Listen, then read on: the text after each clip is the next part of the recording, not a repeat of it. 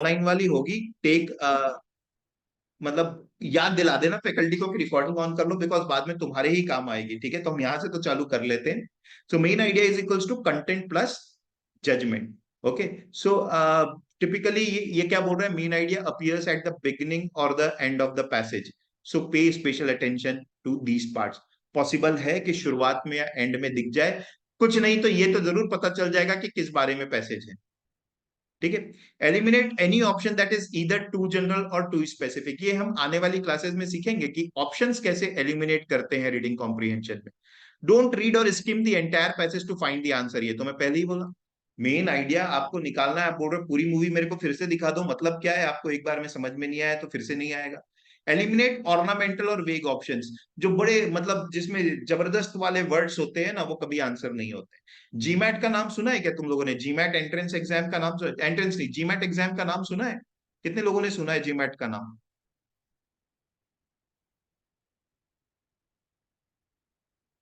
ठीक है, राइट। तो पता है GMAT is considered to be मतलब जो इंग्लिश लैंग्वेज के लिए एक बहुत अच्छी एग्जाम मानी जाती है। ये फॉरेन यूनिवर्सिटीज के लिए एंट्रेंस एग्जाम होती है, अगर वहां के पीजी कोर्सेज में एडमिशन चाहिए होता है तो।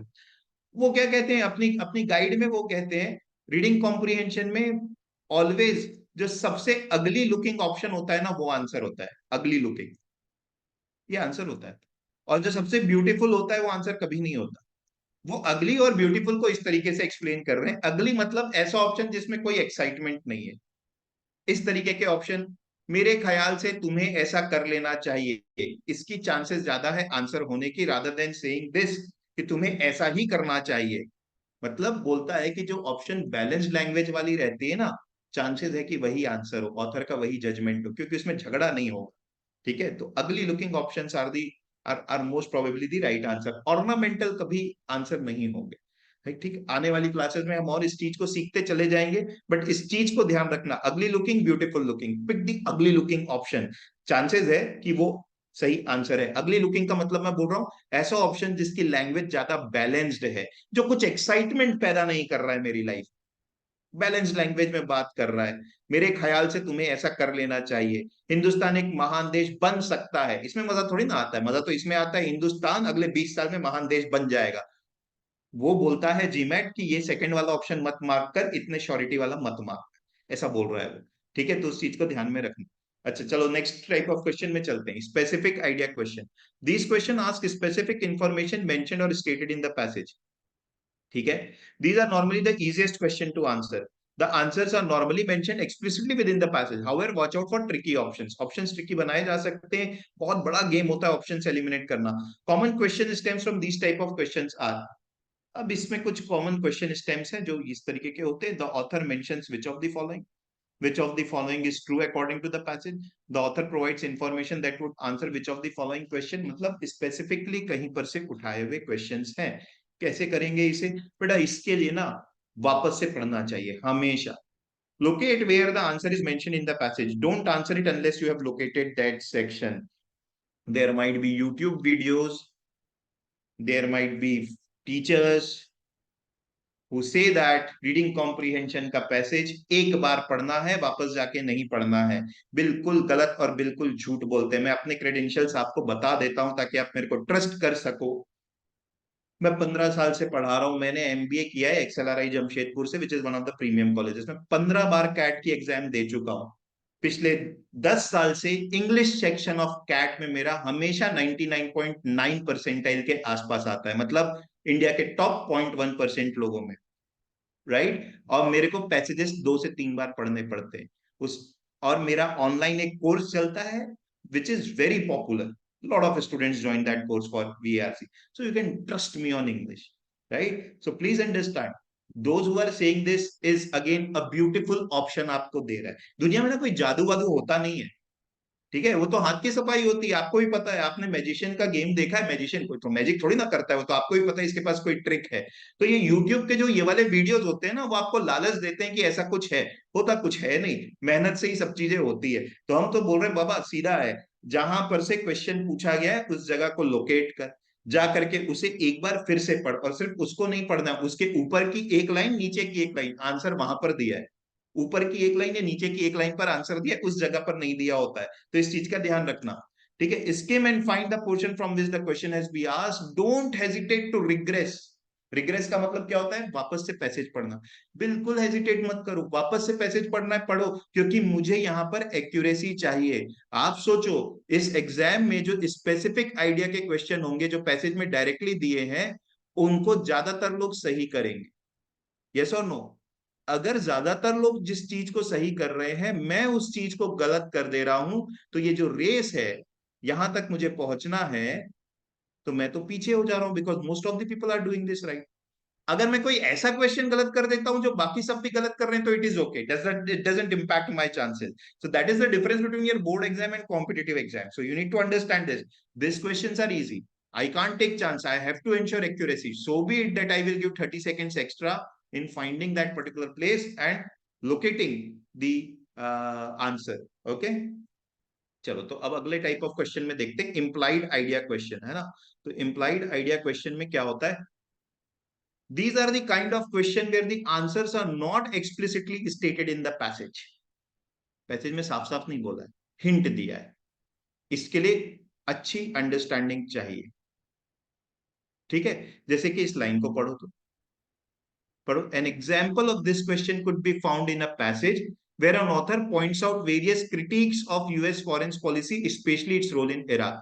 बोल रहा है, ऐसा अगर कोई पैसेज दिया गया जहां पर यूएस की फॉरेन पॉलिसी का वेरियस क्रिटिक्स, क्रिटिक्स मतलब डीप एनालिसिस किया गया है, खासकर उसकी इराक को लेकर के रोल में, साफ साफ नहीं बोला है, दो the anti US stance here is not stated explicitly, it is implied, साफ साफ नहीं बोला है, मतलब मैं किसी एक इंसान को बहुत उसके बारे में नेगेटिव पॉइंट बताते जा रहा हूं, लेकिन मैं अपनी ओपिनियन नहीं दे रहा हूं, मैं ओपिनियन नहीं दे रहा हूं, मैं सिंपली बस बताते जा रहा हूं। तुझे पता है, ये पर्टिकुलर एक प्लेयर है, इसने पिछले 10 मैच से मतलब क्रिकेटर का एग्जांपल ले लेते हैं ना, अभी आईपीएल चल रहा है, तो कोई भी एक क्रिकेटर का नाम उठा लिया और मैंने बोला, पता है ये पिछले 10 मैच से, जैसे वो ऑस्ट्रेलिया का एक बॉलर है जिसको ये कैलकाटा की टीम ने 24 करोड़ में खरीदा है, मिशेल स्टार्क, हाँ, 24 या 20 करोड़ ऐसा कुछ, बहुत हाई प्राइस में खरीदा है, और वो हर मैच में पिटा रहा है। मैं उसका ही नाम लेकर के बोलता, तुझे पता है मिशेल स्टार्क को कैलकाटा वालों ने 20 करोड़ में खरीदा है, एक भी मैच में अच्छी बॉलिंग नहीं किया, बहुत पिटाई किया, खाया।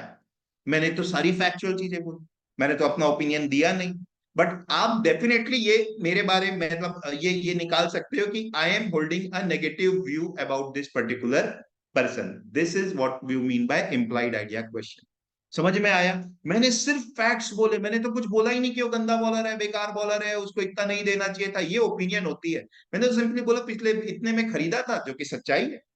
एक भी मैच में अच्छी बॉलिंग नहीं किया, सब में बहुत मार खाया, ये भी सच्चाई है, ये आप देख सकते हो रिकॉर्ड्स में। तो यार मैंने तो ओपिनियन दी नहीं, बट आप डेफिनेटली ये निकाल सकते हो कि मेरे बोलने का मतलब है कि ये थोड़ा सा बैड बाय हो गया कैलकाटा की टीम के लिए। ठीक है, तो इसके इसके देखो क्या क्या पूछा जा सकता है। It can be inferred that author believes, ये क्वेश्चन स्टेम हो सकता है। स्टेम का मतलब क्वेश्चन जो हम बोलते हैं ना, क्वेश्चन स्टेटमेंट, उसको शॉर्ट फॉर्म में स्टेम बोल सकते हैं। ठीक है, it can be inferred that the author believes, ठीक, द ऑथर यूजेस, कोई पर्टिकुलर वर्ड आ जाता है ना, जैसे मैं यहाँ पर आईपीएल वाला एग्जांपल दिया, तो वो पूछ लेता, the author uses the 20 crore prize of Mitchell Starc to imply, मैंने वो 20 करोड़ वाली बात क्या इंप्लाई करने के लिए यूज की है, तो आपके दिमाग में चलने लगेगा कुछ, पता है महंगा खरीदा है, ठीक है, बेवकूफी कर दिया, जो भी आपको लग रहा है, मतलब that is the implication that you are drawing. ठीक है, which of the following can और can not be inferred from the passage, passage से क्या इन्फर नहीं होता, तो इम्प्लाइड आइडिया वाले क्वेश्चन में जनरली ये वर्ड आपको दिखेगा, इन्फर्ड या इम्प्लाई। ठीक, इनको कैसे हम सॉल्व करेंगे? In this case, the emphasis is on testing your ability to read between the lines, to infer the author's purpose in stating something. Use elimination method to ensure accuracy. Make sure the inference matches the author's tone in the passage. बहुत जरूरी है ना, जो भी आप mark कर रहे हो मेरी टोन से तो मैच करना चाहिए। मैंने कुछ अच्छा बोला नहीं और आप जाके मार्क कर रहे हो अच्छा वाला ऑप्शन की बहुत तारीफ की है, 20 करोड़ में खरीदा है, ऐसा थोड़ी ना बोला था, उस तरीके से नहीं बोला था। ठीक है, तो इस चीज का ध्यान रखना। यहां पर से तक के मुझे बताएं, any doubt, any confusion till this point?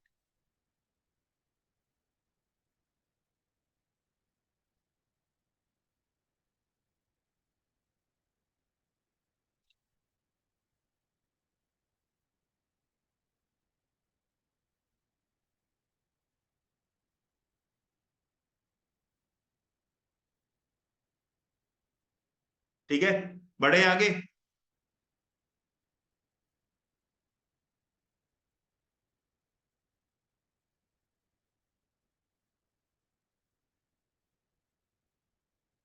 चलो बढ़िया। तो कोई नो यस नहीं बोल रहा है, सिर्फ एक भूमिका बोल रही है, बाकी लोग को I hope all the things are clear, है ना? मतलब जाग रहे हो, क्लास में ध्यान दे रहे हो। ठीक है, चलो आगे बढ़ते हैं। कॉन्टेक्चुअल मीनिंग क्वेश्चंस, ये कौन से क्वेश्चंस होते हैं? ये वोकैब वाले क्वेश्चंस होते हैं, कॉन्टेक्चुअल मीनिंग क्वेश्चंस। ठीक है, एक बार पढ़ो जरा क्या।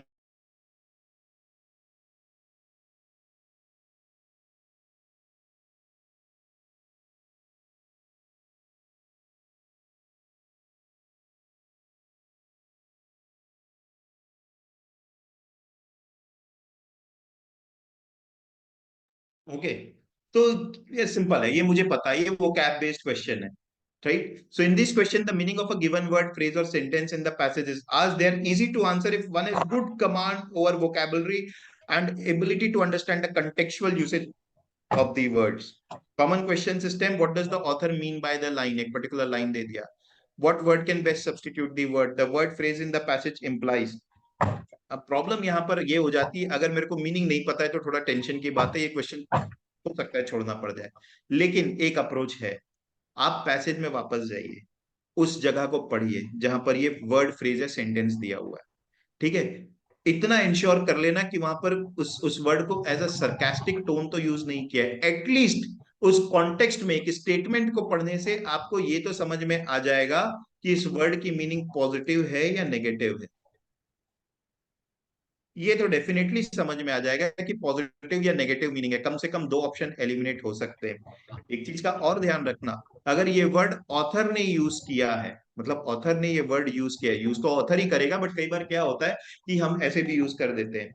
ठीक है, ऑथर ने किसी और का नाम लेकर के बोल दिया, फॉर एग्जाम्पल मैं नाम लेकर के बोल दिया। मैंने बोल दिया कि प्राइम मिनिस्टर नरेंद्र मोदी ने बोला कि इंडिया एक मैग्नानिमस कंट्री है। हाँ, तो मैग्नानिमस का मीनिंग तो पता नहीं। ठीक है, तो ये मैंने नहीं बोला, मैंने प्रधानमंत्री नरेंद्र मोदी जी का यूज करके बोला मैग्नानिमस।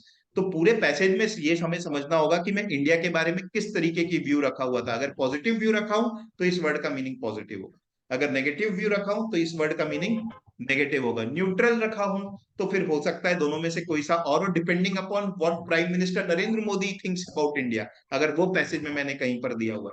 तो ये छोटी छोटी चीजों से आपको इसकी मीनिंग निकल सकती है। बाय द वे, मैग्नानिमस का मतलब होता है वेरी लार्ज हार्टेड, जब बड़े दिल वाली कंट्री, बट कंट्री नहीं, कोई भी इंसान के लिए भी यूज हो सकता है। The meaning must match the author's intention.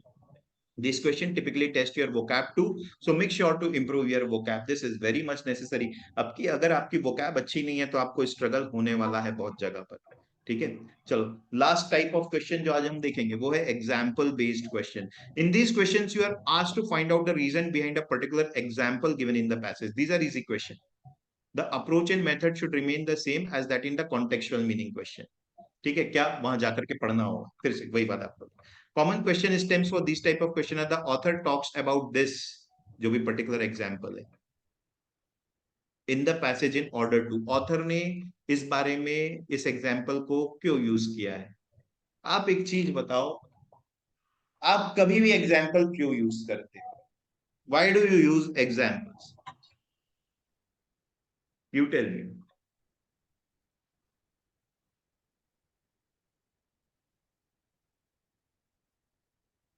Examples क्यों यूज किए जाते हैं? Maybe to explain things, okay Divya, to make things more clear, ठीक है, to simplify things, right, for better understanding, सब ये बोल रहे बेटर अंडरस्टैंडिंग या सिंप्लीफाइंग थिंग्स। जो आप थिंग्स बोल रहे हो, ये थिंग्स यहां पर हो जाता है ऑथर का मेन ऑब्जेक्टिव। तो हमेशा ना एग्जाम्पल यूज होते हैं ऑथर का जो ऑब्जेक्टिव होता है उसको प्रूव करने के लिए।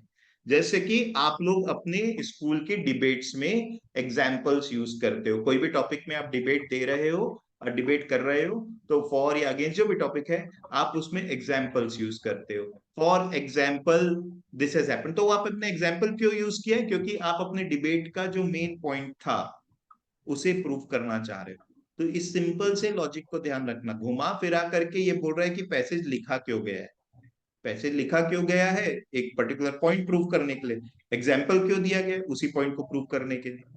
तो इस चीज का हमें ध्यान रखना होगा। ठीक है, आप लोग भी वही चीज कह रहे हो, दूसरों को समझाना।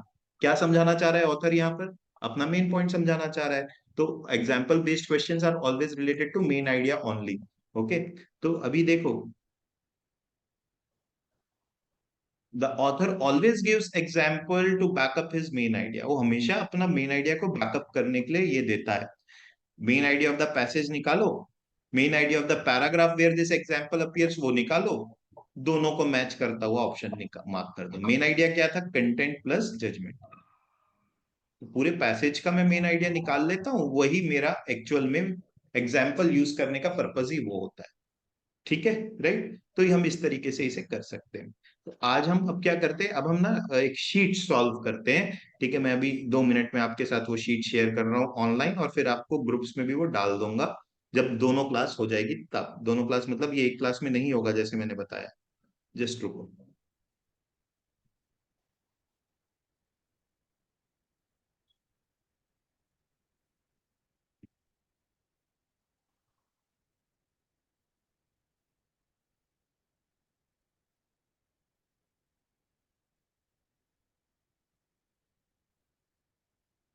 I have shared something, is it visible? एक बार बता दो, आपको दिख रहा है वो? Yes sir. है ना? ठीक है, तो अभी आपको क्या करना है, सॉरी, आपको अभी इस पैसेज 2 पैराग्राफ जो दिए हैं, इसका मुझे मेन आइडिया क्या है वो बताना है। आपको पढ़ो इसे, और इसका मेन आइडिया क्या है आप मुझे बताओ।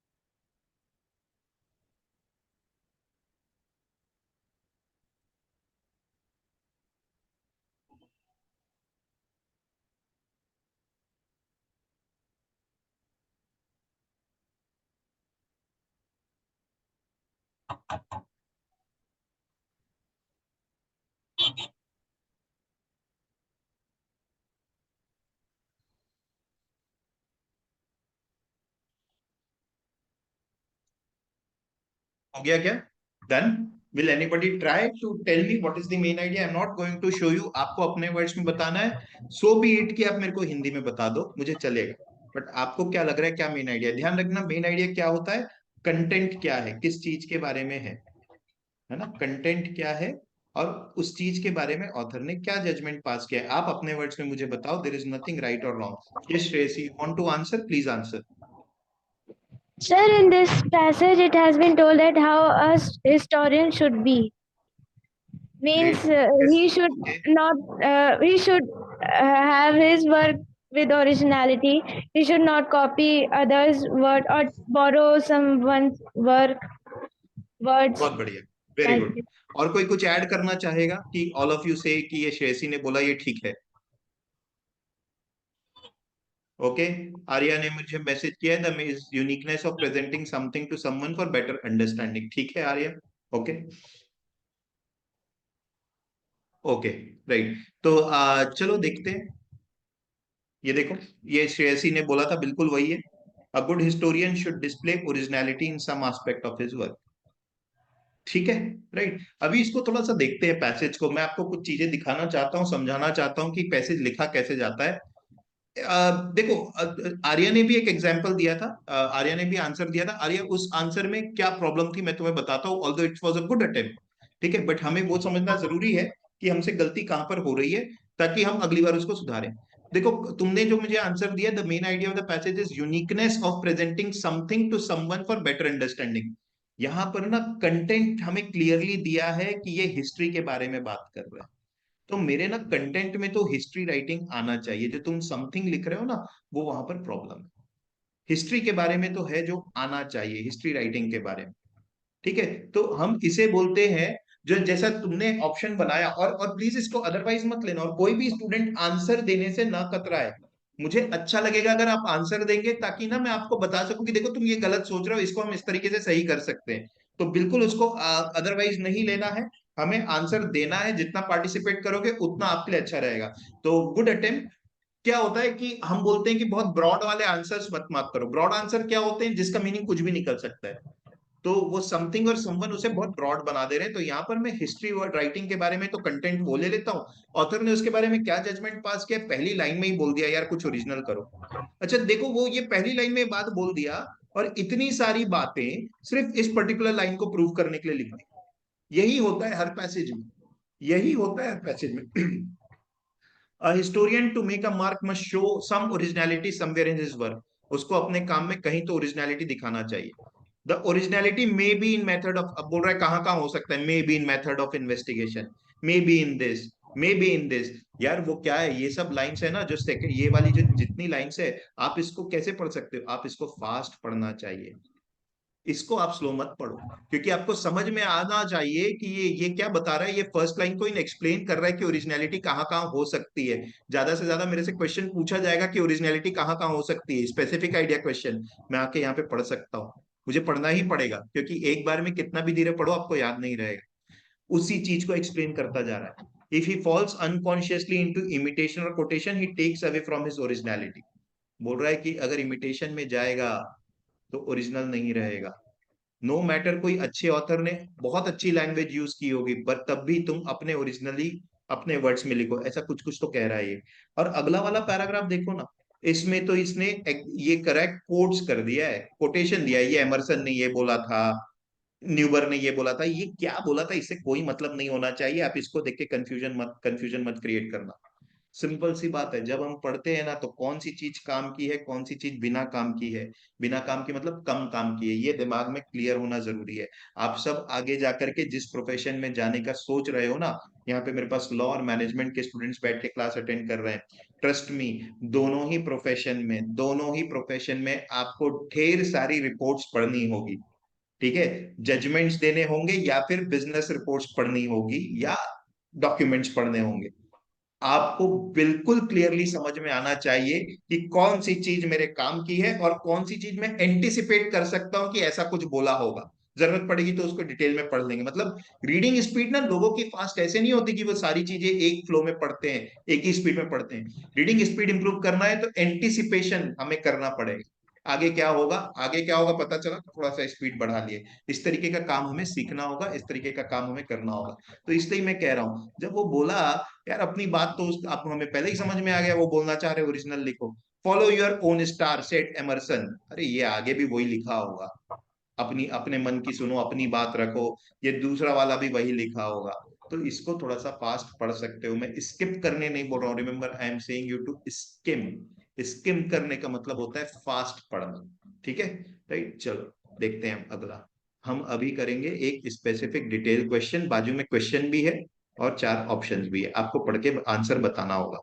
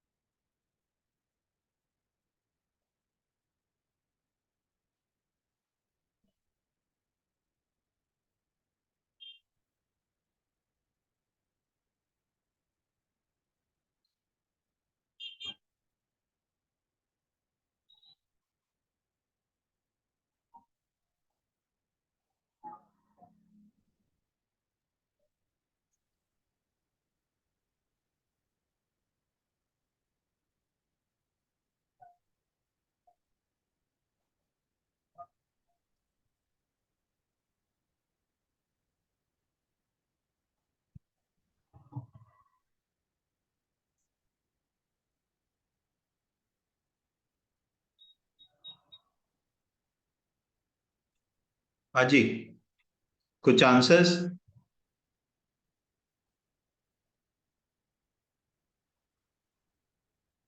क्या डिफिकल्ट है? Give me answers. ओके।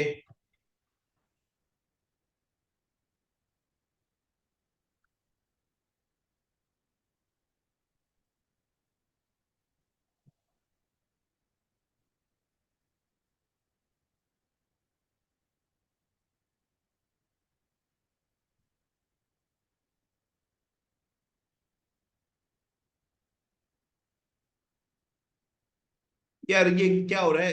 अच्छा, आप लोग एक दूसरे के मैसेजेस देख पा रहे हो क्या? हाँ, क्योंकि आप एक दूसरे के मैसेजेस देख पा रहे हो, इस वजह से सब एक ही आंसर दे रहे हो। मुझे ना ऑप्शन नहीं रखना चाहिए अगली बार से। ओके, आप लोग इंडिविजुअली मेरे को मैसेज करो। मीटिंग ग्रुप चैट के बदले आप मेरा नाम वहां पे सेलेक्ट करो, सिद्धार्थ मेहता, और मुझे मैसेज करो।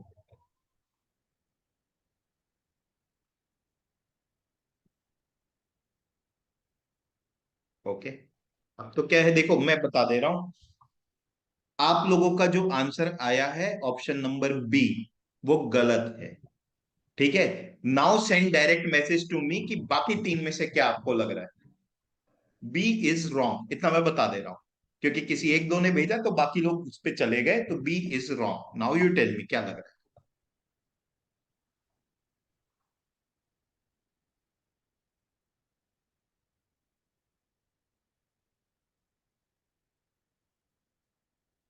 है। ओके, चलो। तो बाबा मुझे ना सही आंसर कोई नहीं दिया है अभी तक के। ठीक, देखते हैं। अच्छा, पैसेज क्या बोल रहा है वो देख लेते हैं पहले। It is evident from the allusions throughout the play that Shakespeare was a reader rather than a scholar। अच्छा, ये किसके बारे में पैसेज लिखा है? शेक्सपियर। शेक्सपियर के बारे में पैसेज लिखा है। कंटेंट तो शेक्सपियर है। मेरे आंसर में शेक्सपियर का होना जरूरी है, क्योंकि वो पूछा है author most likely to agree. ठीक है। स्पेसिफिक आइडिया में उतना भी जरूरी नहीं है, तो चलिए, मुझे मेन आइडिया का ध्यान था, तो फिर भी हम रखते हैं इसे अभी। शेक्सपियर के बारे में पैसेज है। अच्छा, शेक्सपियर के बारे में इसने क्या बोला है? कि Shakespeare was a reader rather than scholar. Shakespeare एक रीडर था, स्कॉलर नहीं था। In other words, he used book for what interested him. He did not study them for complete mastery। मतलब वो बुक्स वही वाली पढ़ता था जो उसमें उसको इंटरेस्ट था, वो कंप्लीट मास्टरी के लिए नहीं पढ़ता था। ठीक है। तो बाबा ये आंसर होगा क्या? ये आंसर होगा क्या? ये तो नहीं लग रहा है मुझे आंसर। ये तो बिल्कुल अपोजिट हो गया। ही वॉज अ कीन स्टूडेंट ऑफ दिस डिसिप्लिन। नहीं था, वही तो बोल रहा है, वो कीन स्टूडेंट नहीं था। वो उतना पढ़ता था जितना उसको मजा आता था, उसके बाद वो कुछ नहीं करता था। ठीक है। राइट। तो शेक्सपियर का ये आप जो सी बोल रहे हो, ये तो यहीं पर गड़बड़ हो गया। अच्छा, ये बोल रहा है कि उसका नॉलेज डिस्प्ले नहीं था इसमें, ये तो बस ये दिखता है कि उसको अलग अलग चीजों में इंटरेस्ट था, वो उन चीजों को पढ़ लेता था। ठीक। They have the air of being detach fragment. इसका इस लाइन का मीनिंग हमें तो कुछ समझ नहीं आया, चलो इस लाइन का मीनिंग मैं बाद में समझाऊंगा, बिना इस लाइन के भी हमें पैसेज समझ में आ जाएगा। ठीक, तो हम यहां तक के पढ़ लिए हैं। He did not study them for complete mastery and many and varied as the traces of his literary interest। बोल रहा है कंप्लीट मास्टरी के लिए नहीं पढ़ता था वो, तो बस अलग अलग चीजें जो उसकी इंटरेस्ट होती थी उसके लिए पढ़ लेता था। आगे देखते हैं। It is true that many books have been written to show that Shakespeare had knowledge of professional in law, medicine, navigation, theology। ये बकवास। बोल रहा है ये सच है कि शेक्सपियर के बारे में बहुत सारी बुक्स लिखी गई हैं जिसमें बताया गया है कि वो इन चीजों के बारे में उसे नॉलेज था। ये इसकी व्यू थोड़ी ना है, इसकी व्यू तो यहां से चालू हो रही ना, इसकी व्यू मतलब ऑथर की व्यू, बट के बाद। देखो वो क्या बोल रहा है। यह सच है कि मैं बहुत इंटेलिजेंट हूं। अरे यार ये तो मैं बताना नहीं चाह रहा हूं, इसके बाद तो मैं बट लगा के कुछ ना कुछ करूंगा ना, मैं वो बताना चाह रहा हूं। जब भी इस तरीके की भाषा यूज होती है, इट इज ट्रू दैट, मतलब ऑथर खुद ये नहीं बोलना चाह रहा है, वो बोल रहा है ये तो जनरल ओपिनियन है, लोगों को लगता है, मैं अपना ज्ञान अब दूंगा बट के बाद। यह सच है कि ऐसा है, लेकिन, तो लेकिन की बात वाली बात इंपॉर्टेंट है ना। इन वर्ड्स को सिग्नल वर्ड्स बोलते हैं बाबा, ये बहुत इंपॉर्टेंट होते हैं, बट ये अब ज्ञान दे रहा है अपना। Such works are usually the products of enthusiast in single subject. वो जो बुक लिखे है ना, जो बोल रहा है कि शेक्सपियर को लॉ का नॉलेज था, उनको खुद एक सब्जेक्ट का नॉलेज है, उनको पता नहीं शेक्सपियर कैसा इंसान था, ये ऐसा कुछ कुछ बोल दिया। ठीक। अब आगे बढ़ते हैं। The cross examination of an expert witness by an able lawyer is an everyday illustration. ये एक एग्जांपल है। अरे हटाओ, ये काम का नहीं। And in the literature of our own day of this kind of versatility is strikingly exemplified. बोल रहा है आज के समय में, हमारे दिनों में, ऐसा ही एक और इंसान है, मिस्टर किपलिंग। तो उसने शेक्सपियर को मिस्टर किपलिंग इससे कंपेयर कर दिया और बोला दोनों ही एक जैसे थे, दोनों बड़े वर्सेटाइल थे। Right answer is option number D, इस चीज से एग्री कर रहा है। अब देखते हैं आपने क्या क्या दिया था, क्यों आंसर नहीं होगा, है ना। The only difference between a scholar and reader. अरे यार ये वर्ड बहुत बड़ी प्रॉब्लम है, जिंदगी में कभी आंसर नहीं होगा। ओनली बोल रहा है स्कॉलर और रीडर के बीच में सिर्फ ये डिफरेंस है, पैसेज में कहीं यूज हुआ है क्या, एक ही डिफरेंस है, ओनली डिफरेंस है। दिया है पैसेज में कि ओनली डिफरेंस, नहीं दिया है, क्यों मार्क करूंगा, दिस आर एक्सट्रीम। यही तो है ब्यूटीफुल ऑप्शन, बड़ा एक्साइटिंग ऑप्शन है, द ओनली डिफरेंस बिटवीन। अरे नहीं बोला है बाबा, मत मार्क कर। B, the main difference between a scholar and a reader is that reader enjoys what he reads while scholar studies is subject thoroughly. ये भी नहीं दिया है कि रीडर एंजॉय करता है जो भी पढ़ता है, और स्कॉलर स्टडी। भाई ये तो पैसेज है ही शेक्सपियर और किपलिंग के बारे में, शेक्सपियर तो आना ही चाहिए था। जो सी है वो बिल्कुल opposite of what is given in the passage है। डी बोल रहा है Shakespeare was to Elizabethan age. Elizabethan age मतलब उस पुराने समय में जो काम शेक्सपियर करता था, अभी मॉडर्न एज में वो काम किपलिंग कर रहा है। ठीक है, दोनों के दोनों वर्सेटाइल है, दोनों के दोनों ऑब्जर्वेंट है। ऑब्जर्वेंट मतलब वो ऑब्जर्व करते थे चीजों को, इंटरेस्ट के साथ देखते थे, जो काम की लगती थी उसे यूज करते थे, बाकी को हटा देते थे। That is what it is trying to say. कौन है बाबा पीछे ये, आपका कोई क्वेश्चन है कि आप म्यूट में चले गए? चित्रांशी आप म्यूट में हो जाओ प्लीज, मैं कर दे रहा हूँ। Okay right. अब ना जो डिफिकल्ट वाली चीज थी उसको हम समझते हैं, ये पर्टिकुलर लाइन का मीनिंग क्या था, इसको मैं समझाता हूँ आपको। And many and varied are the traces of his literary interest. They have the air of being detached fragments that have stuck in a plastic and retentive mind, not pieces of systematic erudition. बोल रहा है जो उसके, जो उसको अच्छा लगता था ना, ये फ्रेगमेंट्स में, इन अ फॉर्म ऑफ फ्रेगमेंट उसके दिमाग में चिपक गए। ठीक उसी तरीके से जैसे हवा में उड़ते हुए पार्टिकल्स प्लास्टिक से चिपक जाते हैं, उसी तरीके से उसको जो चीजें इंटरेस्टिंग लगती थी उसके दिमाग में वो चिपक जाती थी। वो उनकी सिस्टमैटिक एरुडिशन, एरुडिशन मतलब होता है स्टडी। एरुडाइट इंसान मतलब एक नॉलेजेबल पर्सन को बोलते हैं एरुडाइट, नॉलेजेबल पर्सन, नॉलेज से रिलेटेड है। बोल रहा है सिस्टमैटिक नॉलेज गेन करने नहीं निकलता था शेक्सपियर, जो उसको अच्छा लगता था वो उसके दिमाग में चिपक जाता था, ठीक उसी तरीके से जैसे कि डिटैच्ड फ्रेगमेंट्स प्लास्टिक से चिपक जाते हैं। इस तरीके की एनालॉजी उसने बनाई है। समझ में आया आपको? आंसर क्यों डी है? ए और बी क्यों नहीं? बड़ा जेनेरिक है यार, बड़ा जेनेरिक है। ए तो ओनली वर्ड के वजह से हटा देना चाहिए था, कभी नहीं होगा जब तक के पैसेज में नहीं बोला है कि सिर्फ यही एक डिफरेंस।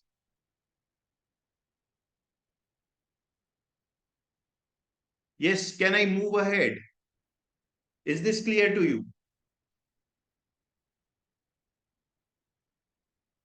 बाकी लोग का भी यस आया, एक सिर्फ त्रिशा का यस आया है, बाकी लोग या तो सो रहे हैं या भाग गए हैं ऑन करके।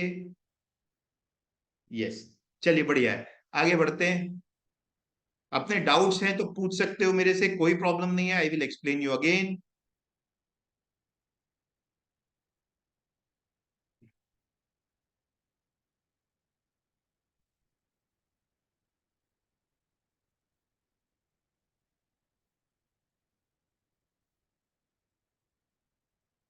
ठीक है, चलो अगला पैसेज देखते हैं क्या बोल रहा है अभी। ठीक है, यहाँ पर आपको छोटा सा एक पैसेज दिया हुआ है, when the constitution was established, यहाँ से हमें पढ़ना है।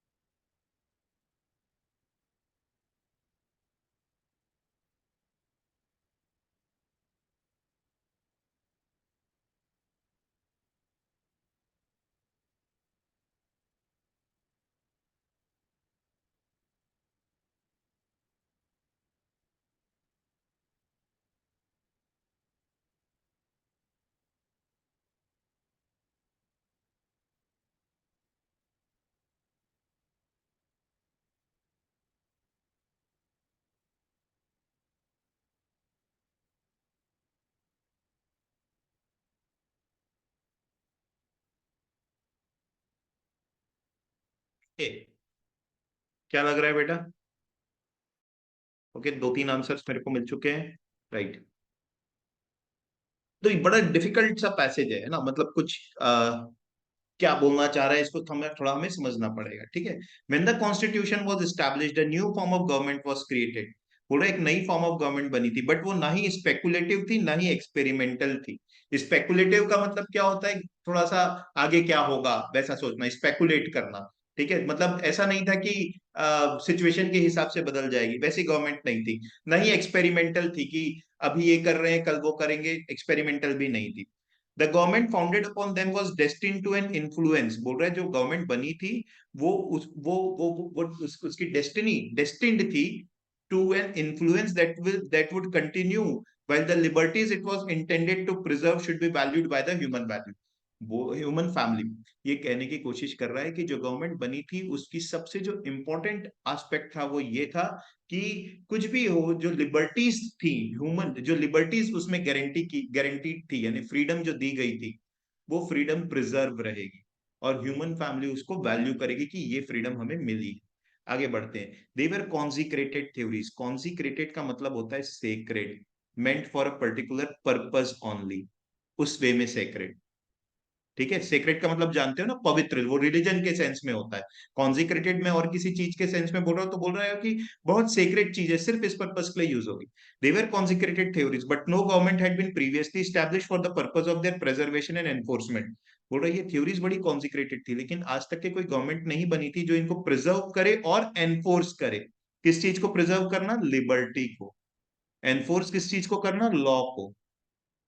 That which was experimental in our plan of government was the question whether democratic rule could be so organized and conducted that it would not degenerate into license and result in the tyranny or absolutism।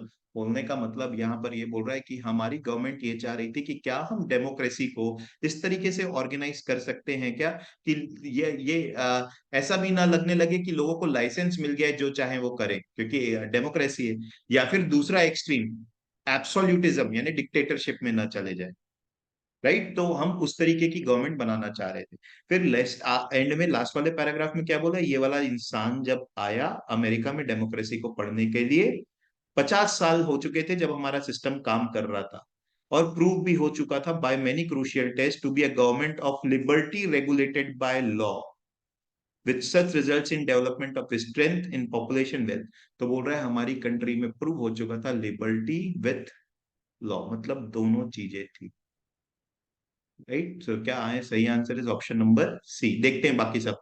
Government based on principle which preserve the liberties of the individual, बड़ा अच्छा option है क्योंकि ये तो बात बोला है, but इसके साथ साथ इसने ना लॉ की भी बात की है जो कि एंड में जाकर के समझ में आ रहा है। ठीक है, a government which was conducted in such A way that it did not, ये तो बेकार है।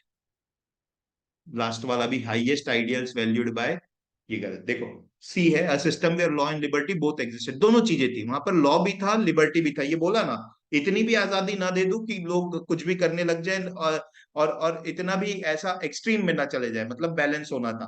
Preservation and enforcement, preservation of liberty, enforcement of law, ऐसा होता है। डिफिकल्ट था। सी इज द राइट आंसर कि दोनों चीजें एग्जिस्ट करती थी। mutually exclusive concept and they were not mutually exclusive concept। what do you mean by mutually exclusive? anyone, mutually exclusive क्या होता है?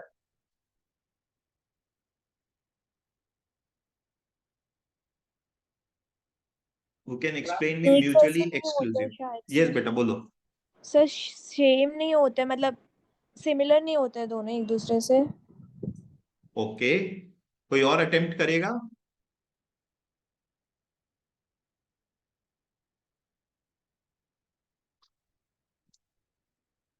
कांट अकर टुगेदर, यस रिमझिम, ये एकदम सही है। म्यूचुअली एक्सक्लूसिव का मतलब होता है दोनों एक साथ नहीं हो सकते। ठीक है, जैसे कि हम ये प्रोबेबिलिटी में ये बहुत आएगा आपको। ठीक है, म्यूचुअली एक्सक्लूसिव क्या होता है?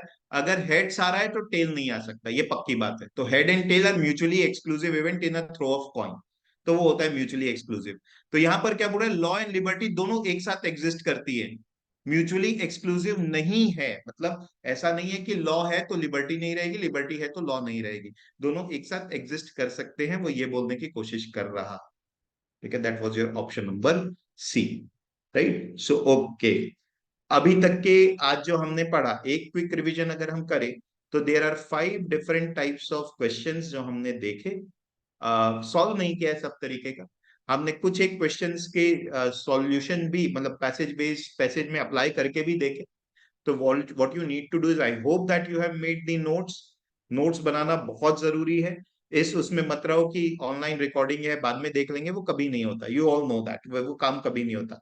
आई होप नोट्स बना लिए हो। और कुछ चीजें हमें ध्यान रखना है, ऑप्शन बैलेंस्ड वाली चीज को मार्क करें, ज्यादातर चांसेस है वो सही आंसर हो। Extreme words like only, all, कम चांसेस है कि वो आंसर होंगे, जब तक के पैसेज में ऐसा बोला नहीं है साफ साफ। ठीक है, सो ये that is it from my side. If you have any doubt please ask.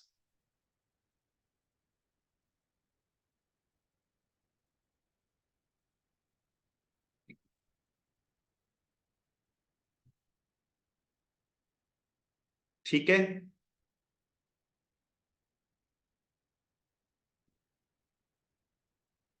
Sir tyranny मतलब क्या होता है? टायरेनी मतलब होता है बेटा क्रुएल्टी। अच्छा, ओके सर। ठीक है, टायरेनी इज क्रुएल्टी।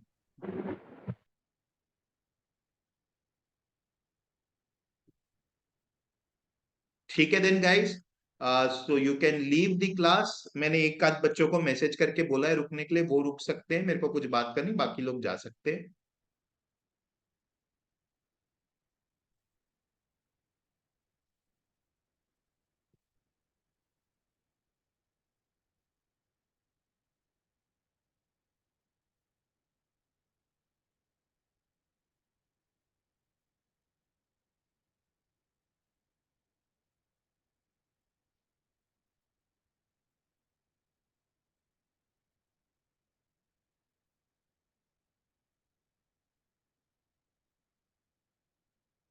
ओके आर्या, मैं ये बोल रहा था कि आप गौरव सर ने आपकी मदर से शायद बात करने की कोशिश की थी 2-3 बार, बट वो बिजी रहते हैं। तो हमको वो जानना था कि व्हाट इज योर प्लान, आगे का क्या प्लान है। मतलब you want to Sir, continue with the classes की क्या है? yes, sir, I want to continue.